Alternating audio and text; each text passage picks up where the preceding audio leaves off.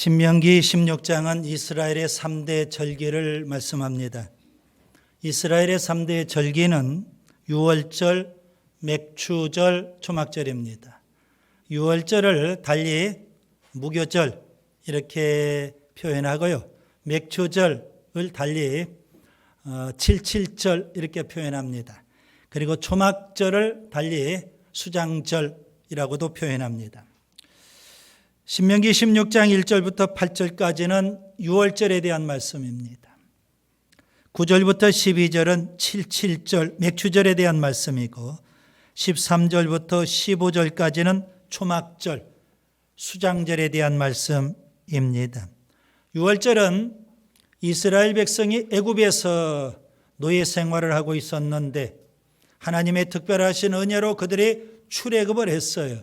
구원을 받았어요. 그걸 기념하는 절기가 유월절입니다. 맥추절은 봄에 보리 농사의 수확을 거두어드리고 밀 농사 수확을 거두릴 시점에 그들이 하나님 앞에 감사로 지키는 절기입니다. 흔히 유월절부터 49일째 되는 날 맥추절을 지키기 때문에 칠칠절이라고도 표현을 합니다. 초막절, 초막을 짓고 광야 이스라엘 백성들이 광야에서 생활했던 것을 그들이 기억하는 겁니다. 그러면서 1년 동안 그들이 농사 지은 것 모든 열매들을 곳간에 다 저장하고 그리고 하나님 앞에 감사로 드리는 절기가 초막절입니다. 추수감사절은 이스라엘의 3대 절기 가운데 초막절, 수장절과 깊은 관련이 있습니다. 역사적으로 보면 16세기 종교개혁 이후 영국에서는 청교도 운동이 벌어졌습니다. 영국 성공회로부터 많은 핍박을 받게 됐죠. 그들이 신앙의 자유를 위해서 신대륙 미국으로 이주를 해 가게 됐습니다. 그들이 바로 청교도인데요. 1620년 9월 16일 메이플라워 호를 타고 102명이 영국에서 미국으로 이민을 떠나게 됩니다. 그 가운데 한 35명 정도가 독실한 청교도들이었습니다. 그들은 66일간의 항해 끝에 11월 21일 미국에 도착을 합니다. 그의 겨울을 주로 그들이 타고 왔던 메이플라워 호에서 생활을 하기도 했어요. 그 다음에 2월 28일 그들이 이제 겨울을 보내고 이제 기지개를 펴면서 신대륙에 이제 정식으로 정착을 하려고 하는데요. 한 해 겨울 아주 열악한 환경에서 겨울을 살아왔죠. 혹독한 추위, 그리고 굶주림, 또 전염병, 특별히 괴혈병, 거기에다가 인디언들의 습격, 이런 여러 가지 어려움을 한 해 겨울 보냅니다. 102명 처음에 미국으로 꿈을 안고 출발했는데 한 해 겨울을 보내면서 50명이 죽게 됩니다. 열악한 환경 속에서 농사를 지어요. 쉽지만은 않았죠. 인디언들이 농사기구로 훔쳐가기도 하고 밀밭과 콩밭을 짓밟아 버리기도 합니다. 그런 어려움 속에서 어느 날 인디언 완파누아그족 마사소이드 추장과 스쿠안토가 이들을 찾아옵니다. 그래서 결국 평화협정, 상호 불가침 조약을 맺게 돼요. 인디언들의 도움으로 옥수수 농사 혹은 밀 경작을 시작을 합니다. 그의 농사는 풍년이었는데 오늘 우리 시대에 우리가 생각하는 풍년은 아니었을 겁니다. 아무튼 그들은 하나님께서 풍년을 주셨다 생각을 하고 거둬들인 소득과 함께 주변에 그들과 함께 살고 있었던 인디언들을 초청을 해서 잔치를 벌입니다. 1621년 11월 마지막 목요일이었습니다. 이것이 바로 추수감사절의 역사적인 유래입니다. 미국의 청교도들이 우리나라에 기독교 신앙을 심어줬기 때문에 한국의 교회들도 11월 셋째 주일 추수감사절로 지키게 됩니다. 교회의 회개년도는 12월부터 그 다음에 11월까지입니다. 그래서 추수감사절은 물론 농경사회 때는 농사 짓고 거기에 대해서는 감사였지만 한 해의 회개년도를 마무리 지으면서 우리가 감사로 하나님 앞에 예배드리는 절기, 이것이 바로 오늘 우리가 지키는 추수감사절입니다. 이스라엘의 3대 절기의 공통점은 하나님께 감사입니다. 따라서 합시다. 하나님께 감사. 성 어거스틴을 잘 아실 겁니다. 아주 유명한 신학자였죠. 그는 고린도전서 13장 13절의 말씀을 인용하면서 이렇게 말합니다. 거기에 보면 믿음, 소망, 사랑 항상 있어야 되는 거죠. 믿음, 소망, 사랑에 한 가지를 더 첨가해야 한다면 나는 감사를 첨가하겠다, 그렇게 말했습니다. 그 정도로 감사가 중요하다는 의미입니다. 두 종류의 사람이 있는 듯합니다. 예수님을 믿든 믿지 않든, 신앙을 갖고 있든 갖고 있지 않든, 교회를 다니든 다니지 않든 두 종류로 사람을 나눌 수 있습니다. 이렇게 나누려고 합니다. 감사하는 사람과 불평하는 사람, 그렇게 나눌 수 있습니다. 제가 왜 이런 표현을 쓸까요? 예수 믿는 사람만 감사하고 교회 다니는 사람만 감사하고 신앙이 있는 사람만 감사하는 것이 아니라는 겁니다. 교회 다녀도 신앙을 갖고 있고 예수를 믿어도 불평하는 사람들이 예배당 안에 많이 있기 때문입니다. 그래서 신앙이 있든 없든 불평하는 사람도 있고 또 감사하는 사람도 있습니다. 이스라엘 백성 출애굽을 했어요. 그들이 광야 생활을 하죠. 40년의 광야 생활을 하는 이스라엘 백성을 한번 생각해 보시기 바랍니다. 감사할 게 너무 많죠.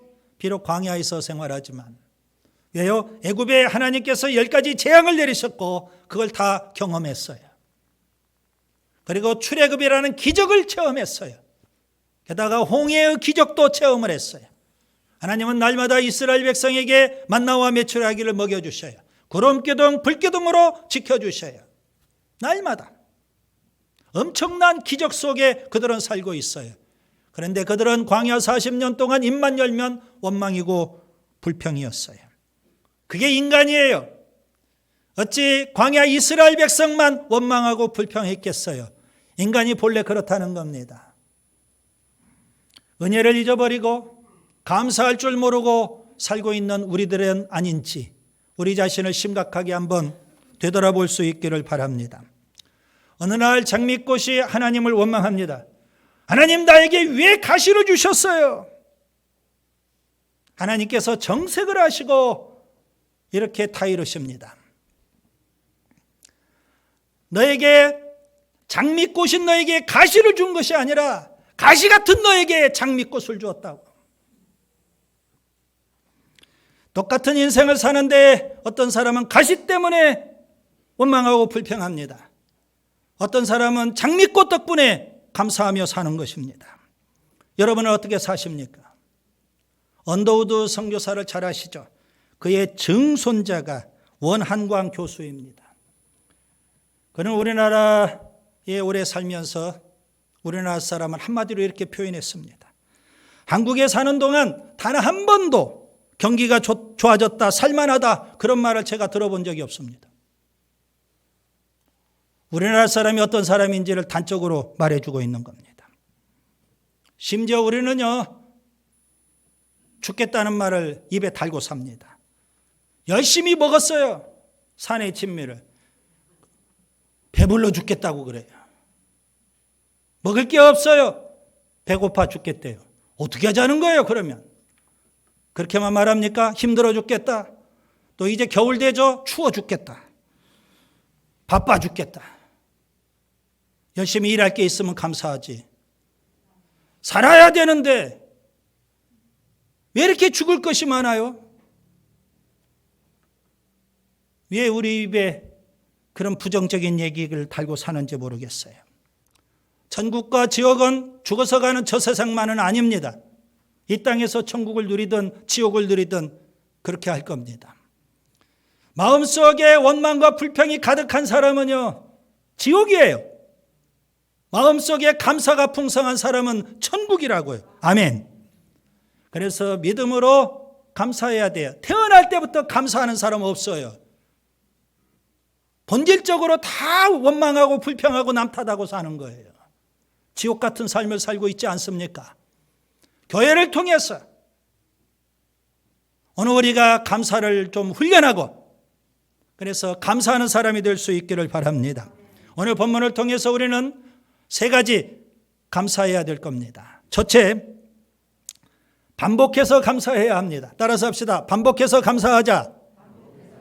본문 16절을 보세요. 너희 가운데 모든 남자는 1년에 3번 곧 무교절과 칠칠절과 초막절에 내 하나님 여호와께서 택하신 곳에서 여호와를 배웁고 그랬습니다. 이스라엘 백성은 1년에 3번은 아무리 멀리 살아도 예루살렘 성전에 가서 절기를 지켜야 됩니다. 그들이 절기를 지킬 때 뭘 가지고 하나님 앞에 나아갈까요? 다른 거 아닙니다. 감사합니다. 감사를 가지고 하나님 앞에 나아가서 절기를 지키라는 겁니다. 그러면 1년에 3번만 감사하면 될까요? 아닙니다. 절기 때 우리가 감사를 하다 보면 그게 훈련이 되는 것이고 그게 생활이 되고 습관이 되는 겁니다. 그래서 항상 감사할 수 있는 겁니다. 전에도 말씀을 드렸죠. 미국의 실업가 스탠리 텐 박사에 대한 일화입니다. 그는 회사를 크게 차리고 크게 세우고 돈도 많이 벌었어요. 유명한 인물이 됐어요. 그런데 1976년 어느 날 몸이 이상해요. 병원에서 검진을 했는데 척추암 3기예요. 그 당시는 척추암 수술도 안 돼요. 약물 치료도 안 돼요. 그래서 주변 사람들이 저 사람은 이제 죽는다. 다 그랬어요. 그런 줄 알았어요. 그런데 몇 달 후 그는 자리를 털털 털고 사람들 앞에 나타났어요. 사람들이 깜짝 놀라요. 병 나았습니까? 예, 나았어요. 어떻게 나았습니까? 저는 하나님 앞에 감사만 열심히 했습니다. 그는 이렇게 감사를 했어요. 하나님 병들게 하신 것 감사합니다. 하나님 병들어 죽게 하신 것 감사합니다. 죽음 앞에서 제가 드릴 수 있는 건 감사밖에 없습니다. 하나님이 살려주시면 살고 하나님이 죽게 하시면 죽겠습니다.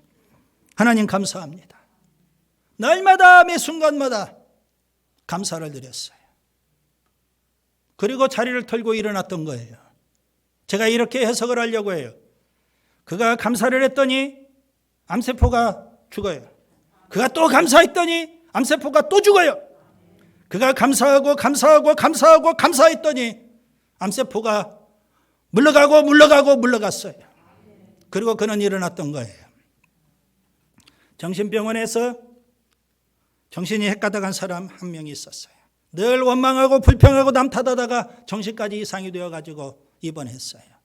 의사가 그에게 감사해 보시라고 감사치료법을 얘기해 줬어요. 달리 방법이 없어요. 감사해야만 치료가 되는 거예요.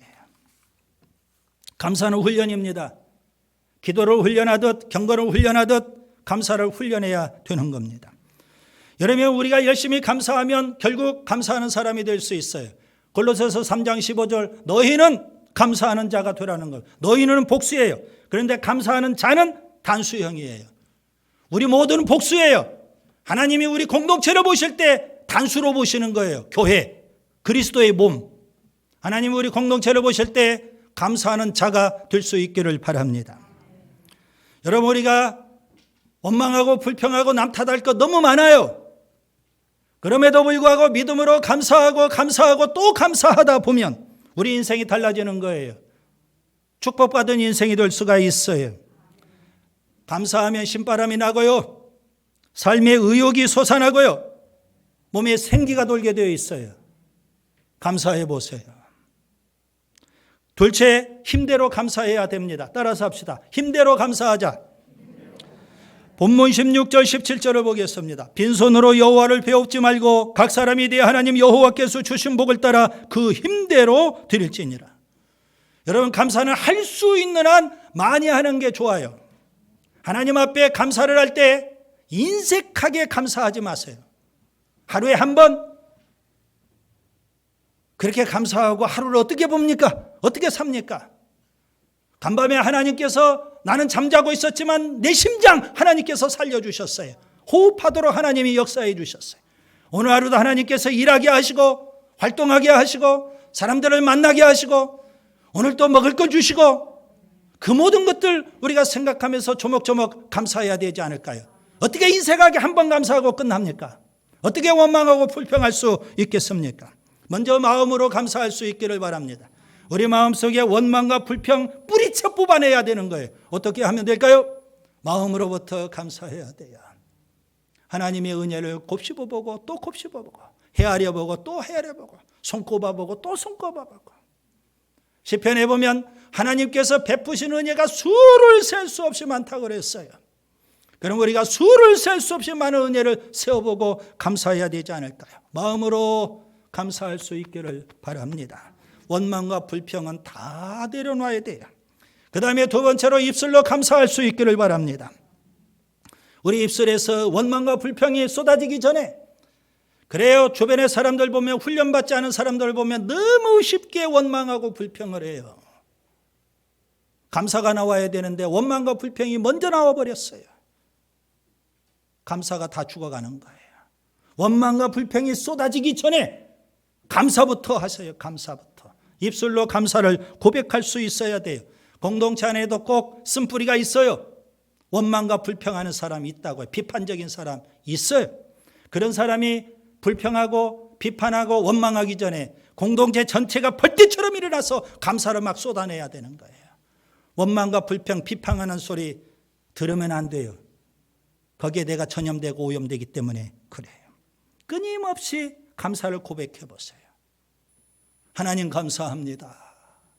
이건 신앙인의 아름다운 고백이고 찬양이 되는 겁니다.